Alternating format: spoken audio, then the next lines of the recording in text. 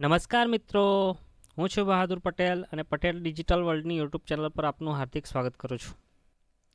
જો તમે સ્વરોજગાર શરૂ કરવા માંગો છો અથવા તો તમારા ધંધા માટે સરકાર તરફથી 25,000 સુધીની ટૂલકિટ સહાય મેળવવા માંગો છો તો આજનો આ વિડીયો તમારા માટે ખૂબ જ મહત્ત્વનો છે.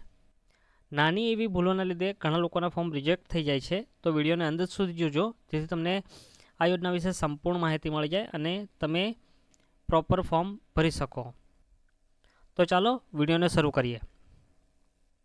આ વિડીયોમાં આપણે જોઈશું કોણ અરજી કરી શકે, કયા કયા ધંધા માટે ઓનલાઈન અરજી ચાલુ છે, ત્યારબાદ જરૂરી દસ્તાવેજો શું છે અને અરજી કરવાની સંપૂર્ણ પ્રક્રિયા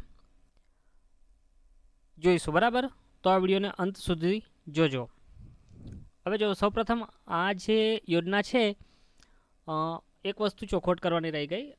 આ યોજના માટે આપણે અગાઉ વિડીયો બનાવ્યો હતો, પણ જે તે સમયે મેં વિડીયો બનાવવાની શરૂઆત કરી હતી જેથી મને ખ્યાલ નહોતો કે વિડીયો કેવી રીતે બનાવવામાં આવે, તો એમાં વોઇસનો ઇસ્યુ હતો જેથી વિડીયો પ્રોપર બન્યો નહોતો અને દરરોજ મિત્રો આવીને પૂછતા હોય છે, તો વિચાર્યું કે નવો વિડીયો બનાવી લઈએ. તો જોઈએ કે આ યોજના માટે યોગ્યતાઓ શું શું છે. તો સૌપ્રથમ તો આ યોજના માટે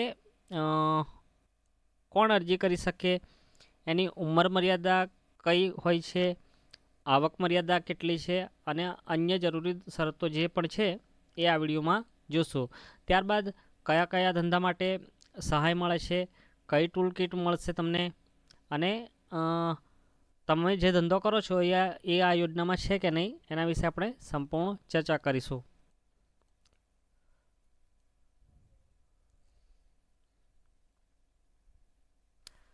તો જુઓ, યોજના છે એના માટે યોગ્યતાઓ કઈ કઈ હોવી જોઈએ. તો સૌપ્રથમ તો જે અરજદાર છે એની ઉંમર 18થી લઈને 50 વર્ષની ઉંમર હોવી જોઈએ.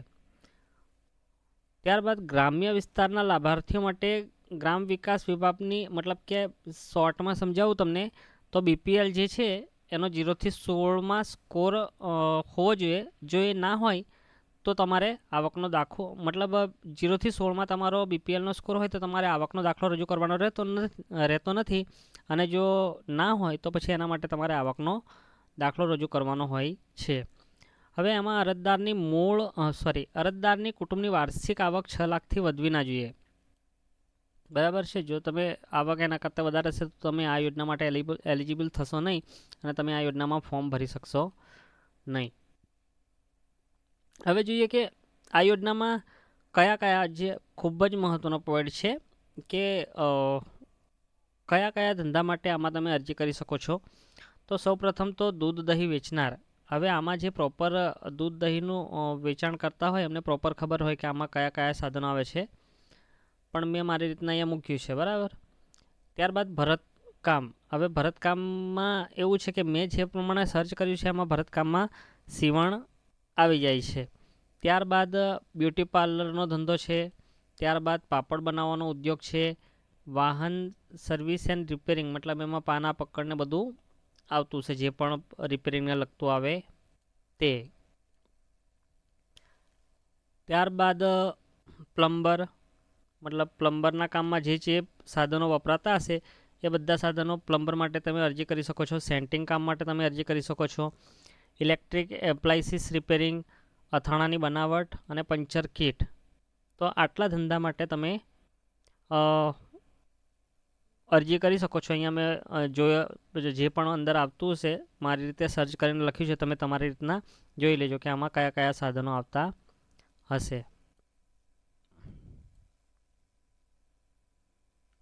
હવે આપણે અહીંયાથી જે આગળનું છે એમાં આ ભાગ ખૂબ જ મહત્ત્વનો છે.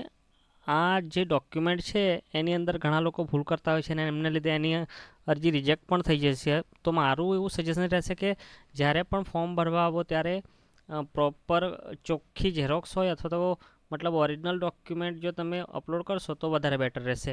હવે આ યોજનામાં કયા કયા તમારે ડોક્યુમેન્ટ રહેશે. તો સૌપ્રથમ તમારું આધાર કાર્ડ જોઈશે. એક જ મિનિટ.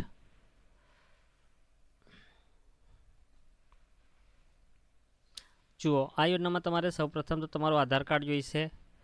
ત્યારબાદ રેશન કાર્ડ, આવકનું પ્રમાણપત્ર, જાતિનું પ્રમાણપત્ર, LC, ત્યારબાદ શ્રમ કાર્ડ અને પાસપોર્ટ સાઇઝનો ફોટો.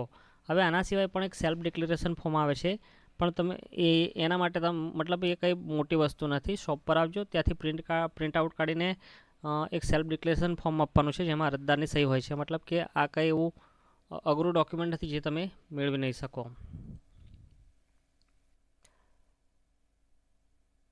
હવે જો તમને ફોર્મ ભરવામાં મદદ જોઈતી હોય અથવા તો ફોર્મ ભરવું હોય તો આપણી શોપનો તમે વિઝિટ કરી શકો છો. ત્યાં તમને સંપૂર્ણ માહિતી અને તમારું ફોર્મ પણ ભરી આપવામાં આવશે. હવે મિત્રો, આશા રાખું છું કે માનવ કલ્યાણ યોજના છે એના વિશેની સંપૂર્ણ માહિતી તમને સરળ ભાષામાં સમજાઈ ગઈ હશે. જો વિડીયો ઉપયોગી લાગ્યો હોય તો લાઈક કરો, મિત્રો અને પરિવારના સભ્યો સાથે શેર કરો અને બેલ આઇકોન પણ દબાવો, જેથી જ્યારે પણ કોઈ નવી યોજનાનો વિડીયો અપલોડ કરું તો તરત જ તમને નોટિફિકેશન મળી જાય. આભાર. ફરી એક નવી સરકારી યોજના સાથે મળીશું. જય હિન્દ, જય ભારત,